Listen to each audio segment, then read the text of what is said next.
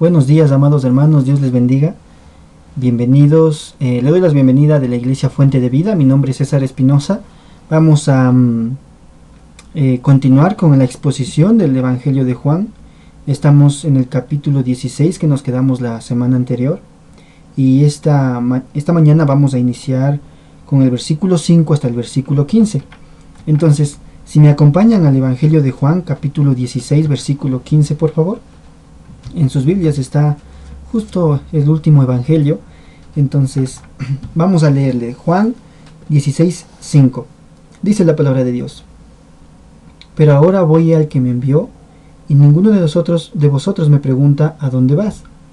Antes, porque os he dicho estas cosas, tristeza ha llenado vuestro corazón. Pero yo os digo la verdad, os conviene que yo me vaya, porque si no me fuera el Consolador, no vendría a vosotros, mas si me fuere, os lo enviaré. Versículo 8. Y cuando Él venga, convencerá al mundo de pecado, de justicia y de juicio. De pecado por cuanto no creen en mí. De justicia por cuanto voy al Padre, y no me veréis más. Y de juicio por cuanto el príncipe de este mundo ha sido ya juzgado. Aún tengo muchas cosas que deciros, pero ahora no las podéis sobrellevar. Pero cuando venga el Espíritu de verdad, Él os guiará a toda la verdad, porque no hablará por su propia cuenta, sino que hablará todo lo que oyere, y os hará saber las cosas que habrán de venir. Él me glorificará, porque tomará de lo mío y os lo hará saber. Todo lo que tiene el Padre es mío, por eso os dije que tomará de lo mío y os lo hará saber. Vamos a orar por la bendita palabra de Dios. Bendito Señor, bendito Padre Celestial, te damos las gracias por esta mañana, te damos las gracias por tu amor, por tu bondad, por tu bendita palabra que nos has dejado para guiarnos, para saber cómo glorificarte, cómo exaltarte, para conocerte y para poder tener comunión contigo, para tener una relación contigo, Señor. En esta mañana te pido que nos guíes, que me guíes para exponer tu palabra con temor y temblor. Quita de mi pensamiento, de mi boca, cualquier palabra que no sea la tuya. Que solo sea el exponer tu palabra, Señor, el glorificarte a ti y el exaltarte a ti. En el nombre de Jesús, gracias, y te pido también por todos los que escuchan, que seas tú redarguyendo en ellos, que seas tú poniendo en ellos la convicción de que tu palabra es la verdad, de que tú eres el único Salvador, y que necesitamos cada uno de nosotros creer en ti para que tengamos vida, Señor. En el nombre de Jesús, amén y amén. Bueno, amados hermanos, quisiera hacer solamente una pequeña introducción al Evangelio de Juan. Vimos, si me acompañan a Juan 20, versículo 30 y 31. Dice la palabra de Dios: hizo además Jesús muchas otras señales en presencia de sus discípulos, las cuales no están escritas en este libro, pero estas se han escrito para que creáis que Jesús es el Cristo y el Hijo de Dios, y para que creyendo tengáis vida en su nombre. Es importante considerar cuál es el propósito de por qué Juan escribió su evangelio.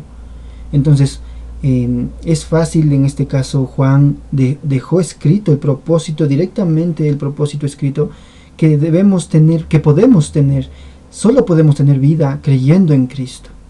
¿Sí? Este es el propósito del evangelio, y eso es lo que vamos a ver hoy, porque en este propósito está también vinculado la obra del Espíritu Santo. Y regresemos a Juan 16. Quiero considerar algo importante. Cuando Jesús concluye su obra, o su ministerio público, lo concluye con el total rechazo de los judíos. Eso vimos en el capítulo 14 en prédicas anteriores. Concluye con el total rechazo de los líderes judíos. Y desde el capítulo 13, Jesús está enseñando directamente a sus discípulos el fundamento del servicio y la vida cristiana. Vimos cómo enseñó sobre el amor verdadero, el amor humilde y sacrificial, el amor que es una decisión para obedecer a Dios, y la necesidad de permanecer en sus dichos y sus enseñanzas. Eso vimos también en 14 y 15. Entonces vimos también cómo en el capítulo 15, cómo les anticipó que el mundo rechazaría a los verdaderos discípulos de Cristo. Y ellos serían rechazados y aborrecidos y asesinados por el mundo. Es por implicación entender, y es implícito ahí, donde el mundo nunca va a buscar ni impulsar la gloria de Dios. No debemos dejarnos confundir. Muchas veces creemos que el mundo va a ser nuestro amigo, pero en realidad lo que hace el mundo es engañar y mentir. Lo que quiere es deshacer y rechaza la obra de Dios. Y el mundo mató a Jesucristo. Y este mismo mundo va a perseguir a los verdaderos creyentes. Eso vimos, si me acompañan, al versículo 2 de Juan 16. Y vemos un ejemplo de esto, ¿no? ¿Qué hace el mundo? Dice 16.2 en Juan: os expulsarán de las sinagogas, y aún viene la hora cuando cualquiera que os mate pensará que rinde servicio a Dios. Entonces, Jesús, sabemos que Jesús estaba ya a pocas horas de ser crucificado, de ser arrestado para luego ser asesinado, y Jesús les está diciendo que ellos también serían asesinados, y cualquiera que os mate pensará que rinde servicio a Dios. Pero entonces, si pone este pensamiento y sus discípulos en este momento, podemos entrar en nuestro contexto, versículo 5 y versículo 6, y poder entender por qué ninguno era capaz de preguntarle nada. Ellos estaban pensando en lo que les iba a ocurrir a ellos en ese momento, pensando en que quién los cuidaría. Y vamos a ver esto un poco más. Acompáñenme al versículo 5 y versículo 6. Dice: pero ahora voy al que me envió, y ninguno de vosotros me pregunta: ¿a dónde vas? Versículo 6. Antes, porque os he dicho estas cosas, tristeza ha llenado vuestro corazón. Entonces, quiero que considere lo siguiente. El apóstol Juan, cuando escribió estas palabras, recordando el momento exacto de lo que vivió en ese momento, él debió recordar este acontecimiento y cómo su corazón debió llenarse de tristeza. Y la palabra llenado de tristeza es lleno a plenitud de dolor y de tristeza. Y debió sentir esa tristeza de saber que Jesús ya no estaría ahí para cuidarlos. Pero consideremos la tristeza que el mundo ofrece, la aflicción y el dolor. Si me acompañan al Salmo capítulo 9, podemos verlo un poco mejor. Salmo capítulo 9.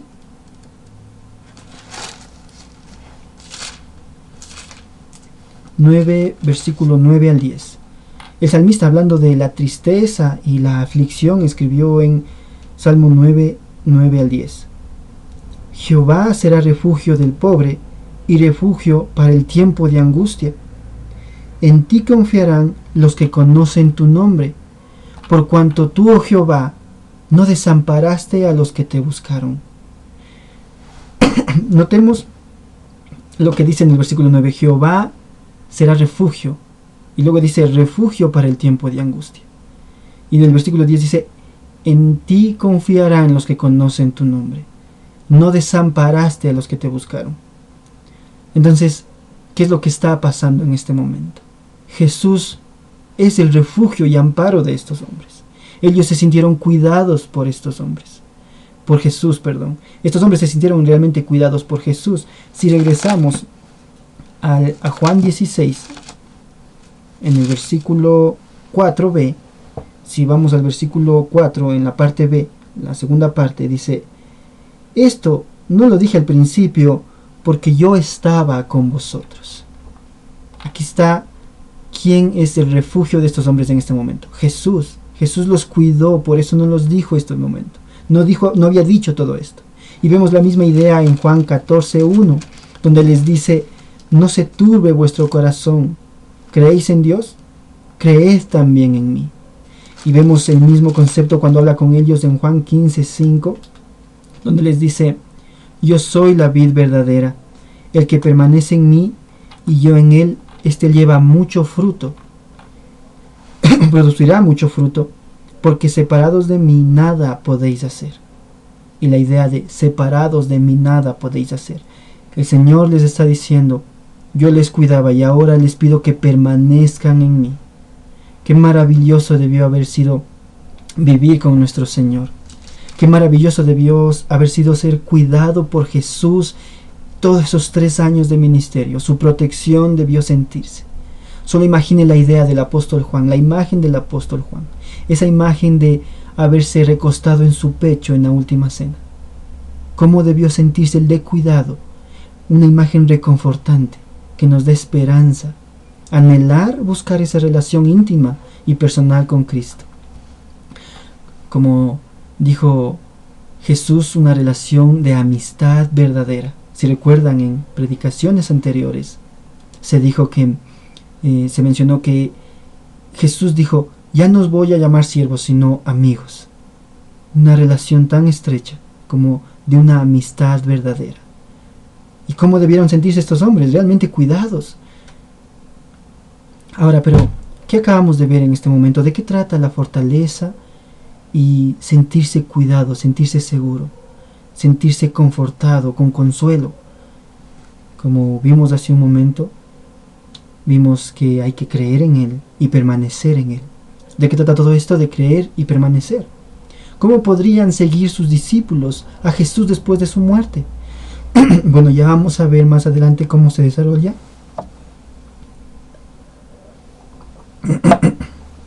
Cómo desarrolla Jesús la permanencia en Él y la obra del Espíritu Santo. Pero básicamente es creyendo y permaneciendo. Entonces, vimos también cómo el capítulo 15 habla sobre permanecer en la vid. Permanecer en la vid verdadera. Es Jesús el verdadero Salvador. Es Jesús la vid verdadera, la única esperanza de vida. Los hombres siempre buscan sentirse realmente seguros, ¿no? Siempre buscan sentirse seguros, pero el problema es que tienen seguridad en falsos refugios. Solo Cristo es el verdadero refugio. Solo Dios es el refugio que nos fortalece, que nos da seguridad. Entonces, ahí vemos la diferencia entre un refugio que falla y un refugio que nunca nos va a fallar, que siempre está ahí, que su esperanza no varía. Y también vemos esto en Juan 17, cuando hace su oración sumo sacerdotal, cuando estaba, dice Juan 17, me acompañan a Juan 17:12. Juan 17:12 dice: cuando estaba con ellos en el mundo, yo los guardaba en tu nombre. A los que me diste, yo los guardé, y ninguno de ellos se perdió, sino el hijo de perdición, para que la escritura se cumpliese. Jesús afirma que Él los guardó, en el nombre de Dios los guardó, y ninguno se perdió porque Él personalmente los guardó. Esto debió ser maravilloso. Vivir con Jesús, ser cuidado por Él personalmente, debió ser maravilloso. Debió ser algo que nosotros anhelamos y añoramos de ese momento de estar con Cristo. Y entonces quisiera añadir un versículo aquí. Si me acompañan a Juan 14:16, dice la palabra de Dios en Juan 14:16: y yo rogaré al Padre y os dará otro consolador para que esté con vosotros para siempre. ¿Por qué añado este versículo? Porque aquí dice otro consolador. El primer consolador es Jesucristo. Nuestro primer ayudador, nuestro primer abogado es Jesucristo. Y la misma obra de Jesucristo la sigue haciendo el Espíritu Santo, el Consolador. La misma obra de Jesús, para que esté con nosotros para siempre. Y Jesús está con nosotros a través del Espíritu Santo. Y ya vamos a ver eso más adelante en Juan 16. Y el Padre está a través del Hijo. El Hijo está a través del Espíritu Santo y el Padre está a través del Hijo. Y hay una comunión perfecta en el cristiano genuino. Entonces, si me acompañan a Juan 16, versículo 6, por favor. Dice: antes, porque os he dicho estas cosas, tristeza ha llenado vuestro corazón. Y la parte B del versículo 7 dice, la parte A del versículo 7 dice: pero yo os digo la verdad, os conviene que yo me vaya. Voy a leerlo nuevamente. Antes porque os he dicho estas cosas, tristeza ha llenado vuestro corazón. ¿Qué cosas? Que iban a ser asesinados, que iban a ser perseguidos, que iban a ser expulsados, y el mundo los va a matar y los va a maltratar. Tristeza ha llenado vuestro corazón, pero les digo la verdad, les conviene que yo me vaya. Esta afirmación es realmente enorme, es gigantesca. Nos conviene que Jesús haya muerto en la cruz, que haya tomado ese camino para llegar al Padre, el camino de la cruz. No es por el simple hecho de que Jesús murió y su muerte en la cruz no termina su obra. En la cruz no se termina su obra, sino que la inicia con la victoria sobre la muerte, para impulsar su justicia, para imputar, su justicia a los que creen en él. Permítame contarle la historia de Sansón. Sansón fue un juez por 20 años y fue escogido especialmente por Dios para liberar a Israel de la opresión filistea. Pero Sansón desobedeció a Dios y por su pecado fue capturado y azotado. Fue sacado sus ojos y se burlaron de él.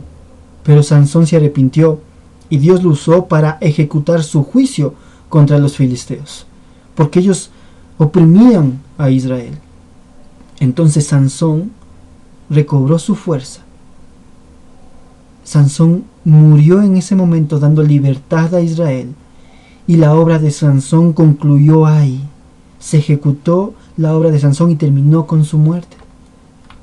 Pero cuando Jesús dijo en la cruz, consumado es, y murió, no habla de que terminó o concluyó, como si su muerte fuera el fin de su obra. Su muerte no es el fin de su obra. Cuando habla de consumado es en el sentido de pagar o satisfacer una deuda. Ha sido pagada la deuda, ha sido satisfecha esa deuda y fue pagado completamente. Fue satisfecha la deuda del pecado, o la satisfizo la deuda por el pecado. Pero su obra no concluye en su muerte. Y aquí es donde vemos estas palabras del versículo 7, donde dice, pero os digo la verdad, os conviene que yo me vaya. Y la palabra conviene podemos ver que dice, os beneficia que yo me vaya. El que Sansón haya vivido, o que hubiera permanecido en vida, debió ser lo más conveniente en ese momento. Y su muerte lo concluyó todo en ese momento. Pero la muerte de Jesús, al contrario de esto, totalmente, su obra no se limita en este momento ya por un lugar físico. Con su muerte, y vamos a ver por qué, se extiende a todo el mundo y es capaz de llegar a cualquier rincón del mundo. Su obra se hizo mucho más grande y su obra se hizo mucho más gigantesca de lo que pudimos haber imaginado. Y lo que a nosotros nos salió gratis, a él le costó la vida. Lo que a nosotros nos salió completamente gratis, a él le costó todo, hasta la última gota de sangre. Él vino para librarnos de nuestros delitos y pecados. Las burlas y los azotes y la muerte de Jesús es el fundamento para que su obra continúe. Sobre su resurrección, dice, porque si no me fuera, el Consolador no vendría a vosotros, mas si me fuere, os lo enviaré. El peso de las palabras cuando dice, os conviene que yo me vaya. ¿Por qué? Porque si no me fuera, el Espíritu Santo no vendría a vosotros. El que les consuela, el que les ayuda, no vendría a vosotros. Mas si me fuere, os lo enviaré. La muerte de Jesús, la obra de Jesús, abre los cielos. Rompieron el velo desde arriba hacia abajo para entrar directamente a la presencia de Dios, dando acceso directo, ya no a través de sacerdotes, sino que por la obra ahora del Espíritu Santo nosotros podemos acceder a Él. Porque el Señor nos envió el Espíritu Santo para que sea el consolador, nuestro ayudador, el que permanece en el cristiano genuino. Es importante considerar que el Espíritu Santo, el mundo no lo conoce, ni puede conocerlo, está incapacitado de conocer al Espíritu Santo el mundo. Jesús envió al Espíritu Santo, como dice en el griego, el Paracleto, ayudador, consolador, el verdadero guiador del creyente. Ahora vamos a entrar en lo que es la obra del Espíritu Santo. Vimos que Jesús es nuestro primer consolador, el primer abogado que tenemos. Y la obra continúa con el Espíritu Santo. Pero ¿cuál es esa obra que continúa el Espíritu Santo? Vamos a ver de aquí desde el versículo 8 en adelante, con el 7, la obra del Espíritu Santo. Pero antes quisiera entrar un poco en contexto de lo que no es ni hace el Espíritu Santo, porque hoy no son tomadas en cuenta las Escrituras verdaderamente. Entonces, primeramente, el Espíritu Santo no es una fuerza o un potenciador humano. Las Escrituras son claras cuando enseñan acerca del Espíritu Santo. Por ejemplo, acá vamos a leer algunas donde dice que Él guiará, Él dará testimonio, Él enseñará, Él consolará, Él ayudará y edificará. Él es una persona, la tercera persona de la Trinidad. No es una fuerza o un potenciador humano. Y también el número 2, que se escucha mucho en cómo se manifiesta la presencia del Espíritu Santo en sensaciones emotivas descontroladas. Pero el Espíritu Santo no nos hace perder el control de nuestras emociones. No nos da un estallido de emociones que no podemos manejar. El Espíritu Santo quiere realmente que pensemos con claridad y que razonemos con sensatez. Y Él nos lleva a sujetarnos a las Escrituras.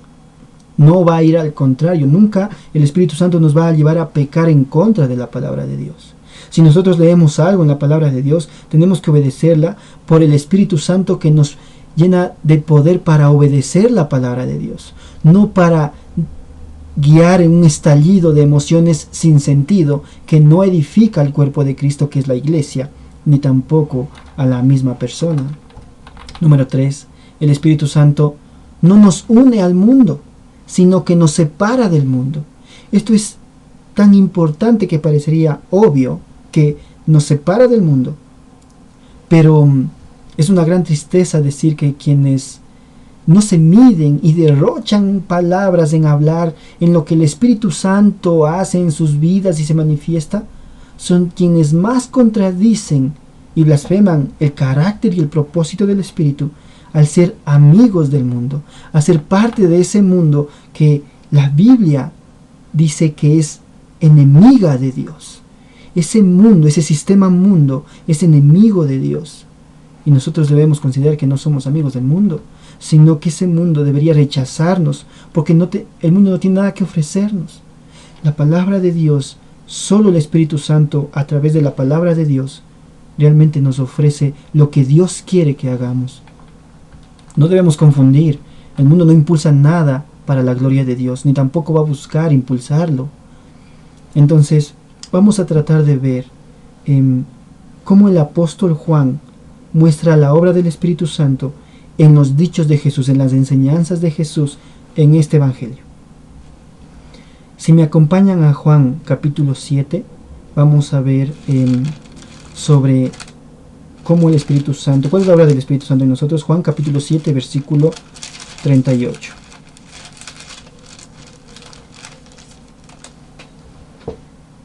Juan 7:38.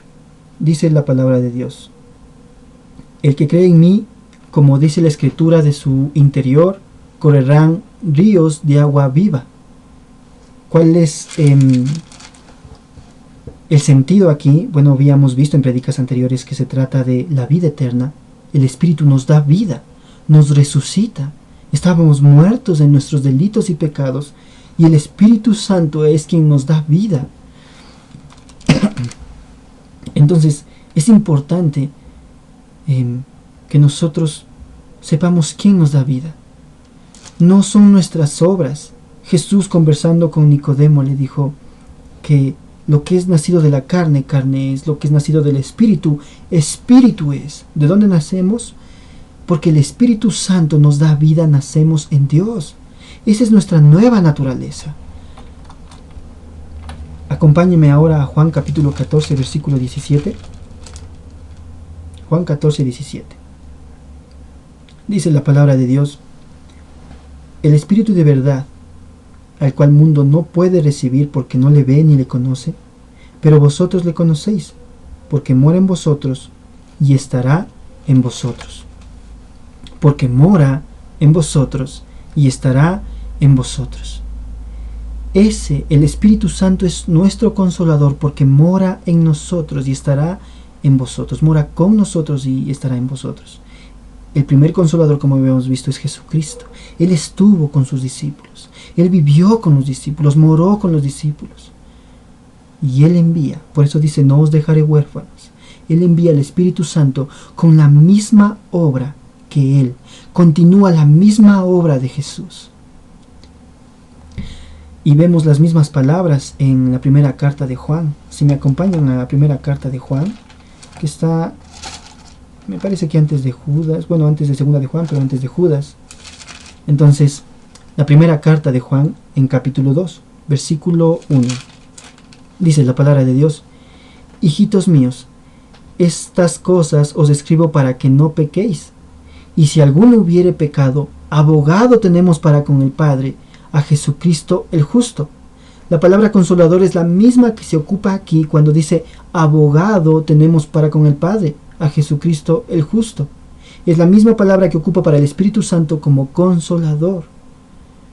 Y es Jesús, el primer consolador, el que sigue su obra a través del Espíritu Santo en nosotros. El abogado que nos conforta, que nos anima, que nos exhorta, que nos ayuda e intercede por nosotros. Es el Espíritu Santo que mora en nosotros. Y vemos cómo esto continúa en Juan 14, 26.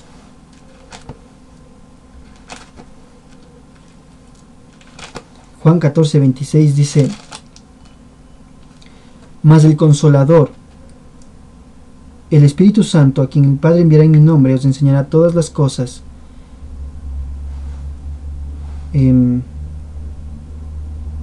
A quien el Padre enviará en mi nombre, enseñará todas las cosas y os recordará todo lo que yo os he dicho.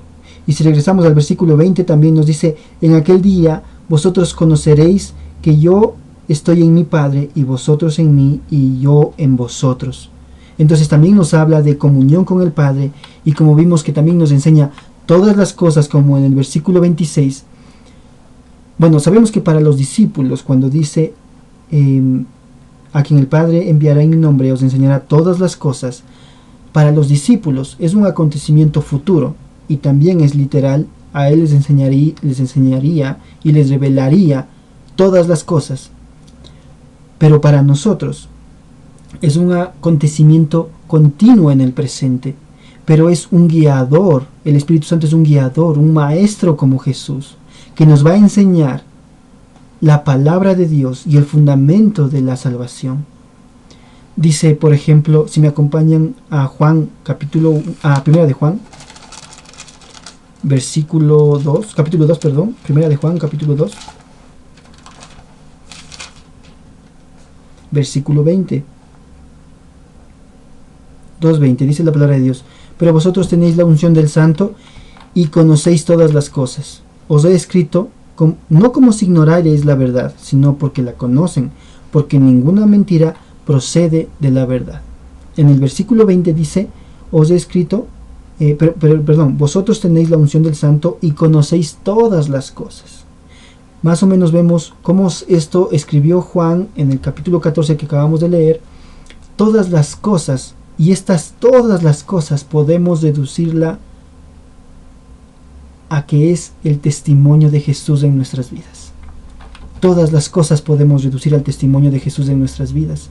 Y como dijo en el versículo 21, ninguna mentira procede de esta verdad, porque es absoluta. Cristo es nuestro único Salvador. No necesitamos que venga un maestro y nos engañe diciendo que hay otro Salvador o que alguien más tiene que ser un Salvador, sino que Jesús es nuestro único Salvador.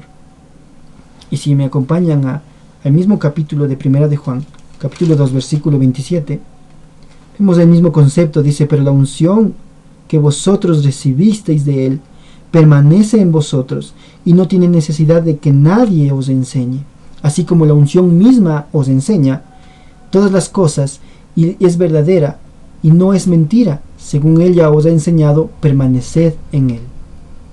En ambos contextos, cuando se refiere a la unción misma, es del Espíritu Santo. Y dice, y no tenéis necesidad de que nadie os enseñe. ¿Por qué? Porque les enseña todas las cosas. Como dijo en Juan 14, os lleva toda la verdad.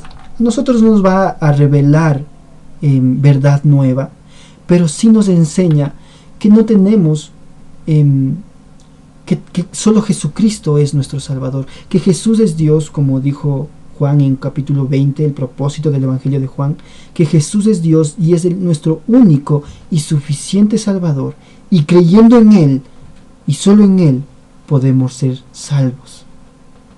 Cuando dice que no tenemos necesidad de que nadie nos enseñe, no se trata de desechar a pastores o maestros fieles a la palabra de Dios, sino que el fundamento, la vida y la obra de Jesús están en las Escrituras. Y si alguien necesita una salida a su pecado, de su propia maldad, y se arrepiente, el Espíritu Santo mismo muestra la salvación en las palabras de las Escrituras, en la palabra de la Biblia, en las palabras de la Biblia, Él puede encontrar la salvación.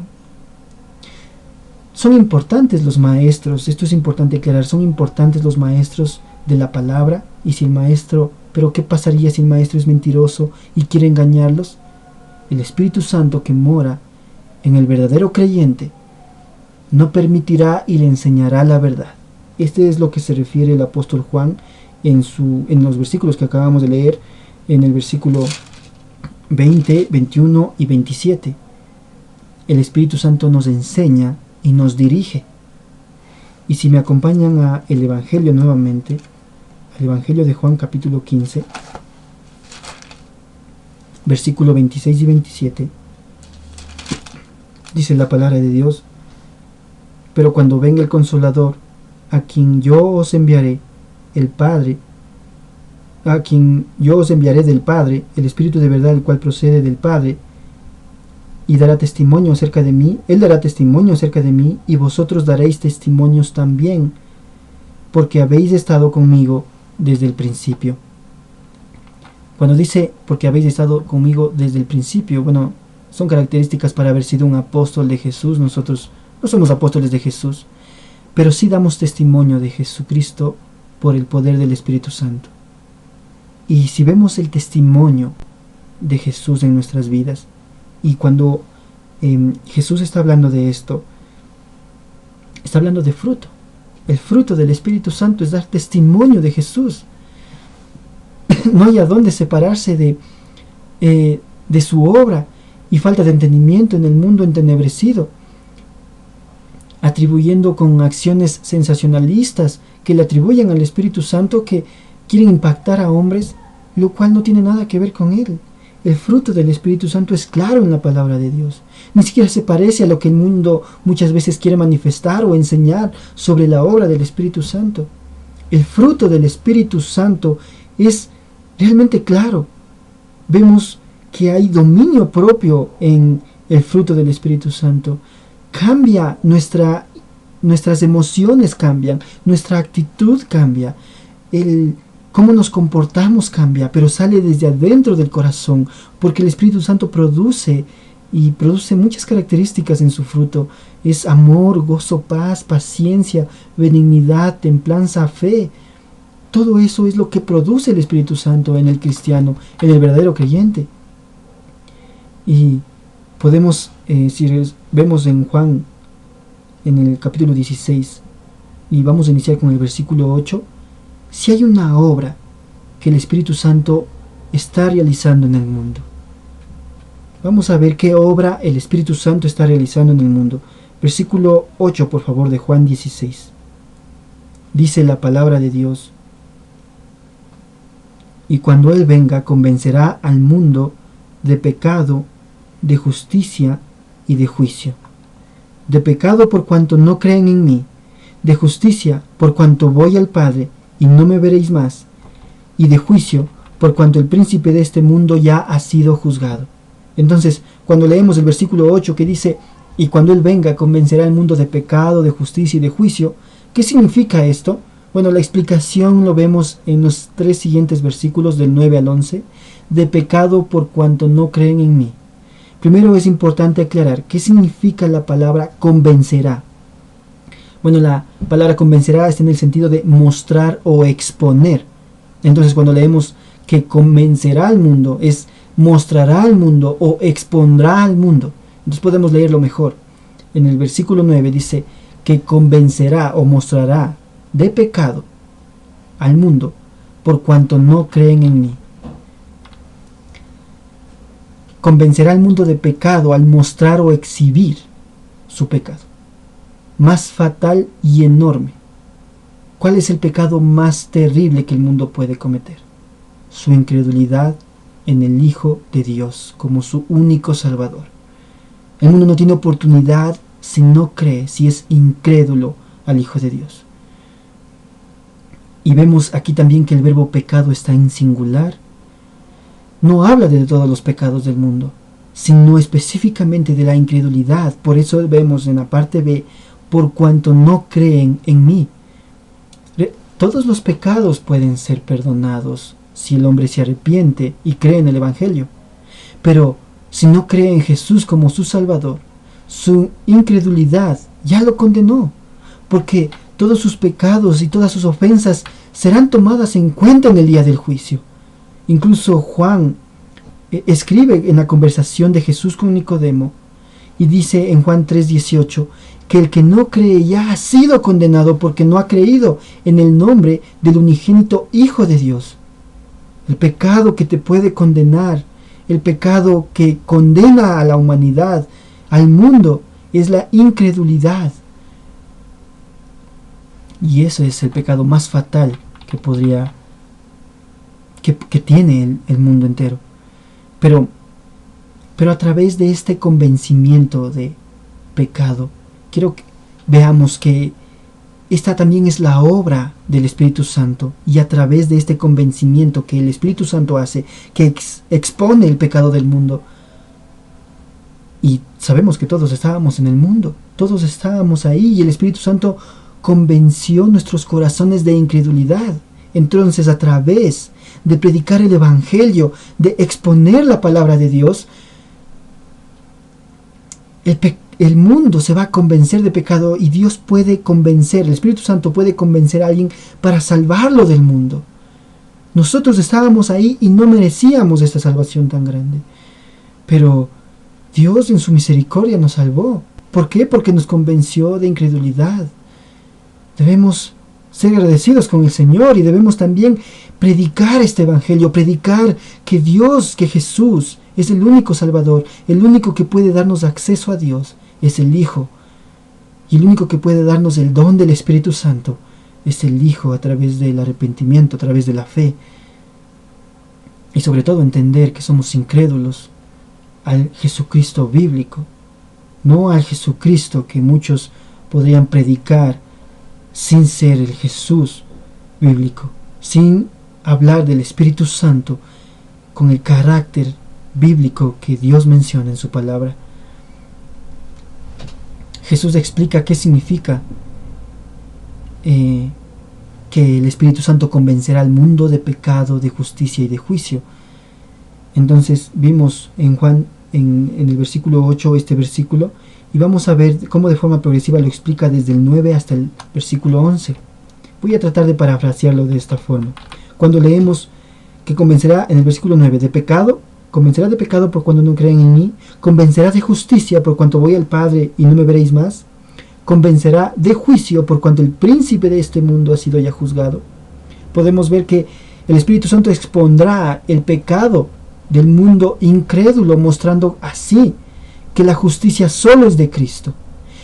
Él es el verdadero justo, no el mundo es injusto, el mundo da un juicio de valor erróneo sobre quién es Jesús, juzgando así a todo el mundo que nadie es justo. ¿Cómo? Porque ya ha sido juzgado el príncipe, el que gobierna, y todos sus gobernados han sido juzgados. ¿Por qué? Por su incredulidad en el único Salvador. Esto hace el Espíritu Santo. A través de la predicación, a través de exponer la palabra de Dios fielmente, el Espíritu Santo va a convencer al incrédulo de que solo Jesús es justo y de que está juzgado ya este mundo y que se va a perder.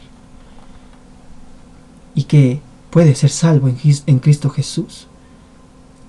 El apóstol Pablo lo puso de la siguiente manera en Romanos 3. Todos conocen estos versículos, Romanos 3:10 hasta el 17, hasta el 18. Dice, como está escrito, no hay justo ni aun uno, no hay quien entienda, no hay quien busque a Dios. Todos se desviaron, a una se hicieron inútiles. No hay quien haga lo bueno, no hay ni siquiera uno. Sepulcro abierto es su garganta, con su lengua engañan. Veneno de aspidez hay debajo de sus labios. Su boca está llena de maldición y de amargura. Sus pies, es decir, cómo caminan, cómo viven, sus pies se apresuran para derramar sangre. Quebranto y desventura hay en sus caminos, y no conocieron camino de paz.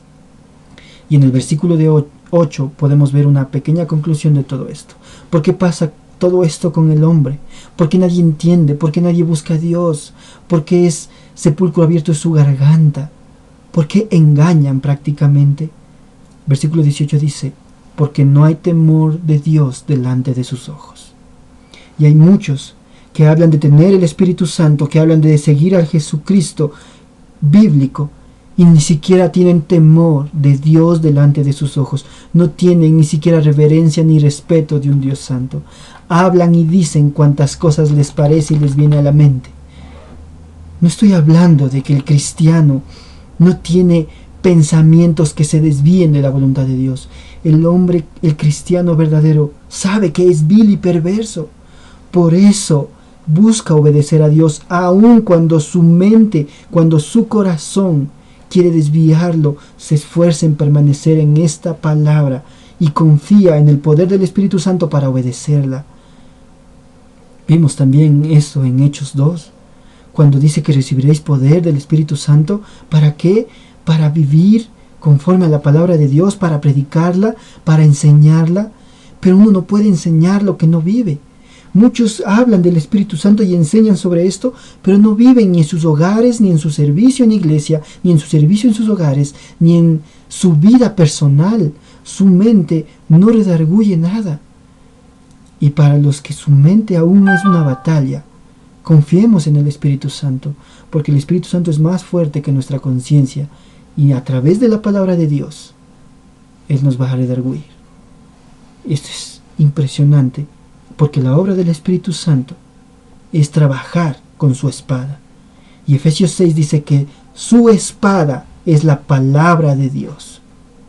Las batallas se ganan en oración, es cierto, pero sin armas, que es la palabra de Dios en nuestras vidas, en nuestra mente, en nuestro corazón, sellada en nuestro corazón, ¿cómo va a tener una victoria sobre el pecado?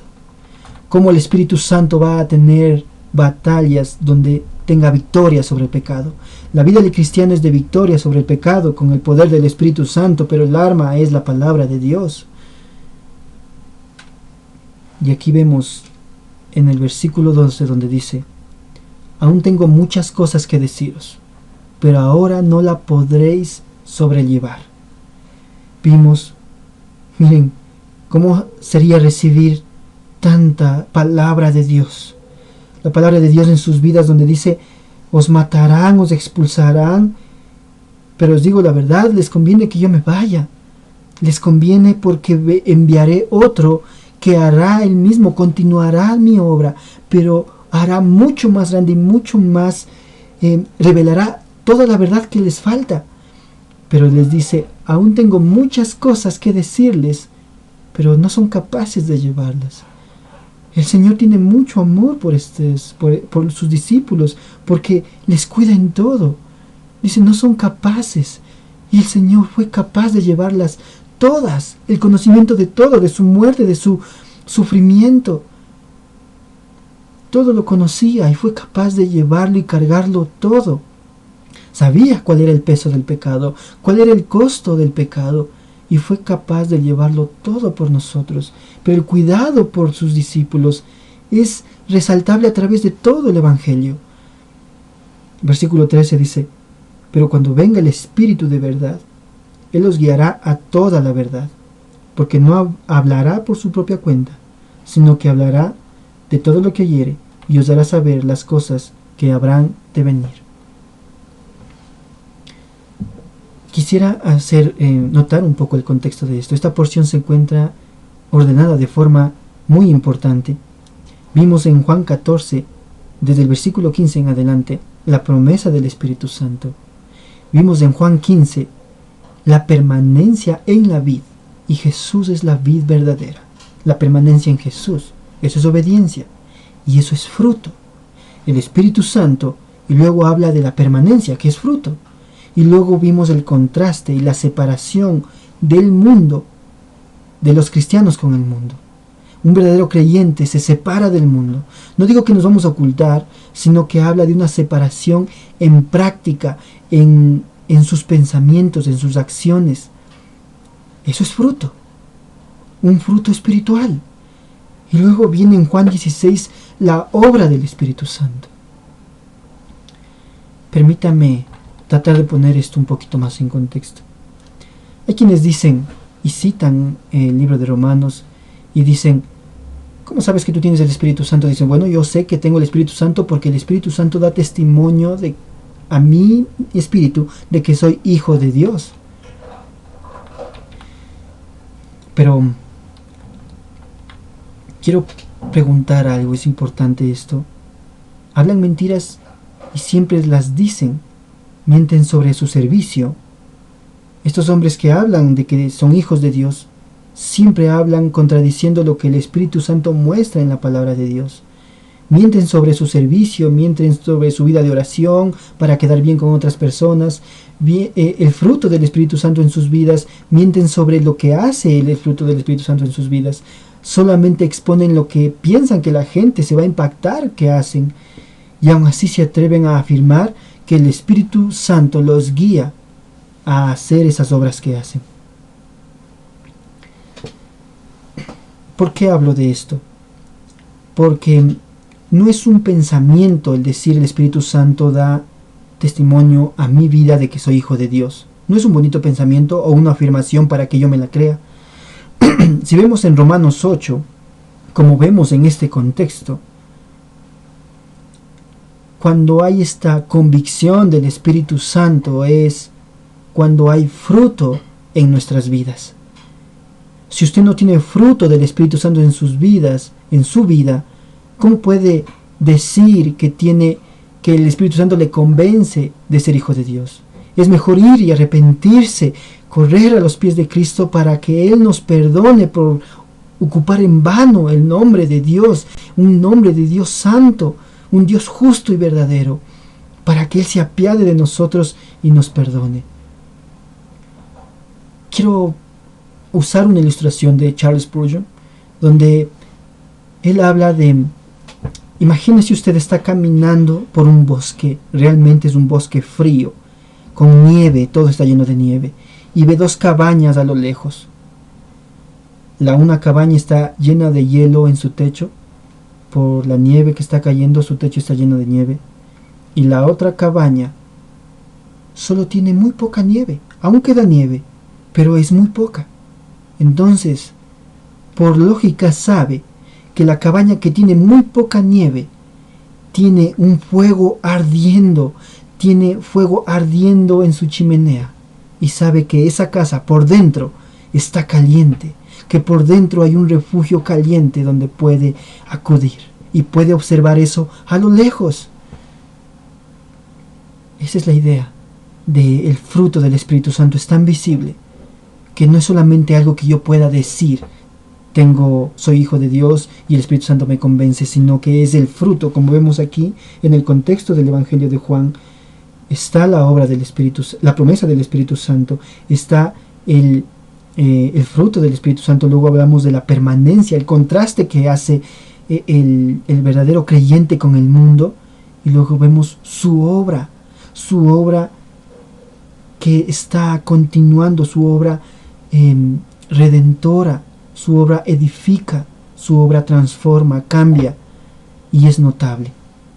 Los discípulos, vemos en este momento como vimos hace un momento, no podrían sobrellevar toda la revelación que se vendría. El Espíritu Santo los capacitó, los vivificó, es decir, los revivió, los animó, los llenó de poder para obedecer toda esta palabra tan preciosa. Y ahora nosotros también tenemos el Espíritu Santo morando en nosotros. ¿Qué hicimos para merecerlo? Tan grande don, sin haber hecho nada. Por eso dice la palabra de Dios que debemos ser gratos con Jesús, porque no hemos hecho nada para merecer toda esta bendición. Y el Espíritu Santo nos llena de poder para predicar, para exhortar. Y vimos cómo a los apóstoles literalmente los llenó de poder. Y como a los apóstoles, cuando dice en el versículo 13, los guiará a toda la verdad, a ellos literalmente los guió a toda la revelación para completar la revelación de la palabra de Dios. A nosotros nos lleva a edificarnos unos a otros, nos lleva a recordar que Jesús es el Cristo, que Jesús pagó todo por nosotros, que no es por nuestras obras, que lo que hacemos es en gratitud y por amor, no para salvarnos, sino porque ya somos salvos. Imagínense todo lo que ellos no podían soportar en ese momento, como dice el versículo 12. Imagínense que tenían que ser capacitados ellos para exhortar, para predicar, para edificar la iglesia sobre la roca firme que es Cristo, para hacer una obra que el mundo nunca había visto, y era la iglesia. Y a nosotros nos capacita para perseverar en la doctrina de los apóstoles, en la doctrina de los discípulos de Jesús. Vamos a tratar de concluir y vamos al versículo 13 de Juan 16, por favor. Juan 16, 13. Hasta el 15 dice la palabra de Dios: pero cuando venga el Espíritu de verdad, Él los guiará a toda la verdad, porque no hablará por su propia cuenta, sino que hablará todo lo que oyere, y os hará saber las cosas que habrían de venir. Él me glorificará, porque tomará de lo mío y os lo hará saber. Todo lo que tiene el Padre es mío, por eso dije, tomará de lo mío y os hará saber. Como habíamos visto, literalmente para los discípulos es guiarlos a toda la verdad. Y vemos que el Espíritu Santo, y me encanta este versículo porque aquí nos muestra la unión perfecta de la Trinidad. Versículo 13 dice, pero cuando venga el Espíritu de verdad, y en el versículo 14 dice, Él me glorificará. ¿Por qué? Porque tomará de lo mío. Y en versículo 15 dice, todo lo que tiene el Padre es mío. Es decir, el Espíritu Santo toma lo que es de Jesús, y todo lo que es del Padre es de Jesús. Pero el versículo 14, cuando habla de Él me glorificará, porque tomará de lo mío, es Él y os lo hará saber. Este es el objetivo de todo. El Espíritu Santo produce fruto en nosotros, nos da entendimiento para estudiar la palabra de Dios, la Biblia. Tomará de lo que es de Jesús la palabra, ¿para qué? Para glorificarle, para exaltar su nombre, porque Jesús, estando aquí físicamente, exaltó al Padre. Este es el objetivo de todo. Para esto fuimos creados, para eso vino Jesús, para salvarnos y poder glorificar al Padre, y para eso es enviado el Espíritu Santo, porque Él tomará de Jesús. ¿Y qué hizo Jesús? Glorificar al Padre. No glorificarnos unos a otros, ni tampoco glorificar al predicador, sino al Padre, a Dios, el único que nos dio esta palabra, el único que nos puede salvar. Y es interesante cuando hay veces que uno dice, ¿tú glorificas a Dios? Dice, sí, ¿lo glorificas a Dios con tu vida? Sí, lo glorifico. ¿Y qué es glorificar? Y nos quedamos en silencio. ¿Qué es glorificar en la palabra de Dios? La gloria de Dios es exaltar sus atributos, su justicia, su santidad, su amor. Glorificarle es adorarle, alabarle, honrarle con nuestra vida, con nuestros pensamientos y actos. Que su santidad sea como un resplandor en medio de un mundo inmoral. Que sus convicciones sean una roca firme en medio de tanta mentira y tanta relatividad de un mundo realmente que cambia todo el tiempo. Que su servicio a Dios sea constante en medio de tantos cristianos quebradizos. Que su amor permanezca en Dios en medio de tantas separaciones, divorcios, traiciones, odio e indiferencia que el mundo ofrece. El mundo solo ofrece satisfacerse a sí mismo. El glorificar a Dios es un servicio dispuesto a no satisfacerse, dispuesto a humillarse y a, como dice la palabra de Dios, a humillarse y a tener humildad genuina como la de Jesús. Versículo 15 dice: todo lo que tiene el Padre es mío, por eso dije que tomará de lo mío y os lo hará saber. Todo lo que tiene el Padre es mío, y como mencioné hace un momento, vemos aquí la perfecta comunión de la Trinidad, y podemos nosotros tener confianza en que la Iglesia tiene esta comunión. Dice: cuando venga el Espíritu Santo os guiará a toda la verdad. Bueno, sabemos que la revelación de la verdad que faltaba en los evangelios y completa con las epístolas, solo con los discípulos, es la Iglesia, la doctrina para la Iglesia.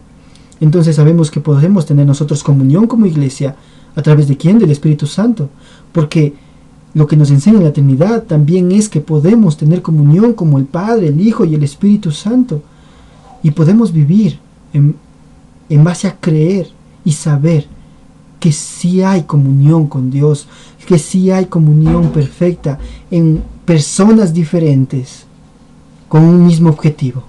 Como vimos en versículo 14, glorificar a Dios. No hay obra más grande en la vida de un hombre que la obra del Espíritu Santo que transforma su vida. La obra de Jesús continúa a través del Espíritu Santo. Y para concluir, ya para terminar, quiero que veamos el versículo 7 de Juan 16. Dice: os digo la verdad, os conviene que yo me vaya. Y mi pregunta queda para cada uno de nosotros: ¿os convino? ¿A usted le convino, le benefició la muerte de Cristo? ¿O sigue unido al mismo mundo perverso y apenas y tiene tiempo para ser un siervo de Dios? Apenas y tiene tiempo para ser un sirviente de Jesús. Apenas y tiene tiempo para leer su palabra y para orar. ¿Le convino, le benefició la muerte de Jesús? Jesús murió y no murió en vano. Le murió para ofrecer la salvación, porque sin Él estaríamos perdidos. Vamos a orar. Gracias, Padre, por tu palabra. Gracias por tu amor y por tu bondad. A ti sea la honra y la gloria, y que tu Santo Espíritu trabaje en nosotros para producir fruto en tu palabra, en tu verdad, Señor, y que seamos convencidos para cada día dejar de practicar tanto pecado, tanta maldad en nuestras vidas. En el nombre de Jesús. Amén.